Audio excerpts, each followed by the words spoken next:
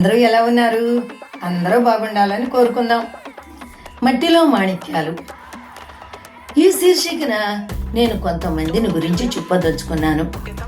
అలాగే మనకి ఇక్కడ మేధస్సు ఎంత ఉన్నా కూడా దాన్ని సపోర్ట్ చేసేవాళ్ళు ఉండాలి.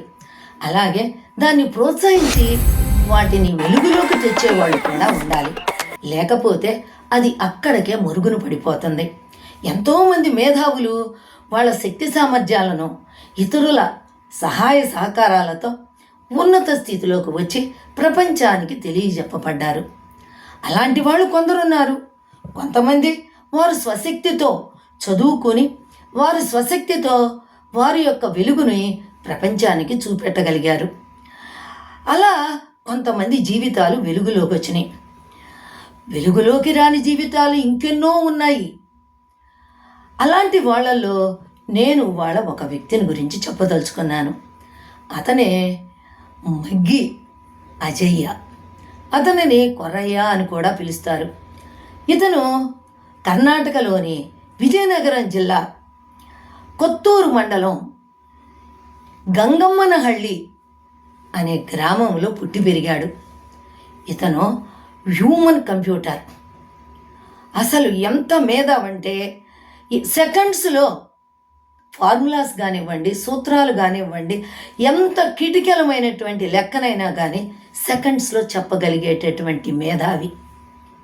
కానీ అతను చదువుకున్నది మాత్రం 8వ తరగతి వరకే.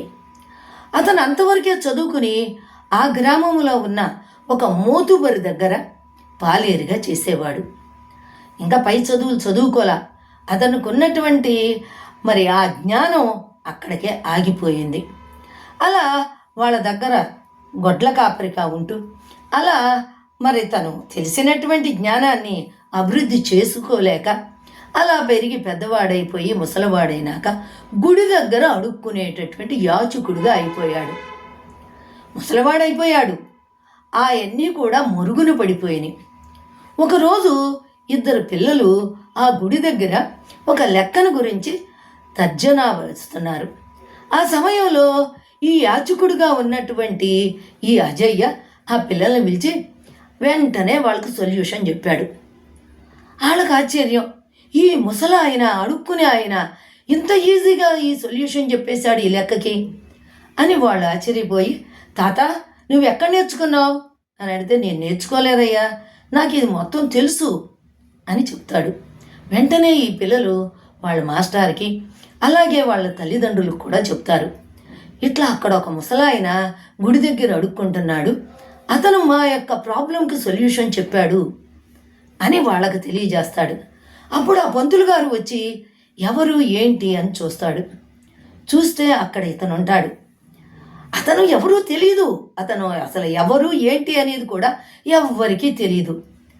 అంటే అతని జ్ఞానం అంతలా మరుగున పడిపోయింది.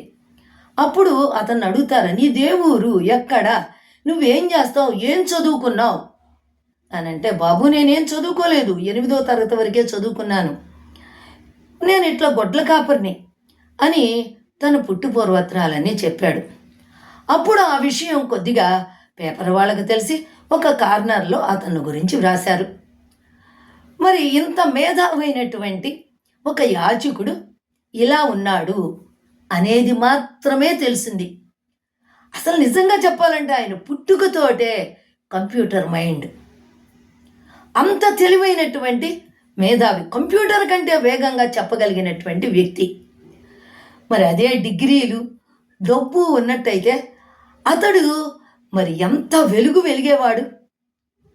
ఈ రోజున అతనికి డబ్బు లేకపోవటం ఒకటైతే తను చదువుకోకపోవటం ఇంకొక మైనస్. అలాగే అతను కష్టపడి ఏదో ఒక రకంగా చదువుకుని అలాగే ఒక డిగ్రీ దాకా కనుక వచ్చినట్టయితే అతని మేధస్సు అతని ప్రజ్ఞ అందరికీ ఉపయోగపడేది, తెలియవచ్చేది. తమిళనాడులోని శకుంతలాదేవి కంప్యూటర్ నాలెడ్జ్, కంప్యూటర్ కంటే బాగా చదువుతుందని ఆవిడ వెలుగులోకి వచ్చింది. ఎంతో గొప్ప పేరు ప్రఖ్యాతులు తెచ్చుకుంది. కానీ ఈ అజయ్యకు మాత్రం ఏమీ లేకుండానే పోయింది. ఇంకా ముసలవాడైపోయాడు కదా, ఇంకా ఇప్పుడు ఏం చేస్తే మాత్రం ఏం లాభం ఉంటుంది? చేతులు గాలిన తర్వాత ఆకులు పట్టుకున్నట్టు. అతని మేధస్సును ఈ ప్రపంచం అందుకోలేకపోయింది. ప్రపంచమే కాదు, ఈ దేశమే అందుకోలేకపోయింది. దేశమే కాదు, రాష్ట్రాలు కూడా అందుకోలేకపోయినాయి. తను పుట్టినటువంటి రాష్ట్రం కూడా ఆ మేధస్సును ఉపయోగించుకోలేకపోయింది. ఇలాంటి మట్టిలో మాణిక్యాలు ఎంతమంది ఉన్నారో మనకు తెలియదు కదా.